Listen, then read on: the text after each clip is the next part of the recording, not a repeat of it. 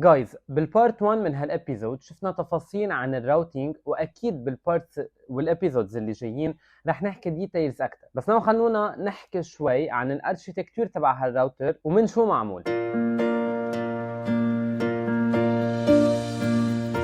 جايز بتتذكروا انه بالبارت 1 قلنا انه الراوتر هو مثل الكمبيوتر؟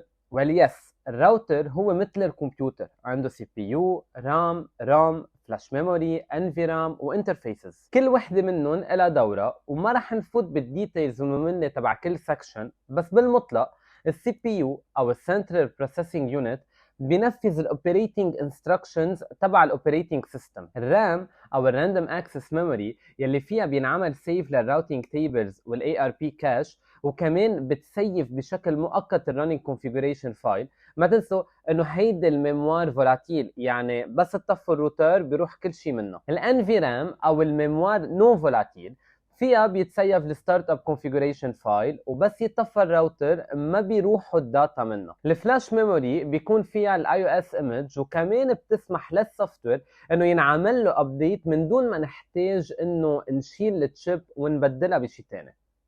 الرام او الريد اونلي ميموري بيتسيف فيها البوت ستراب بروجرام والبيسك اوبريتنج سيستم سوفت وير. الاي او اس او الانترنت ورك اوبريتنج سيستم يلي حكيت عنه من شوي مسؤول تو مانج هاردوير والسوفت وير ريسورسز تبع الراوتر.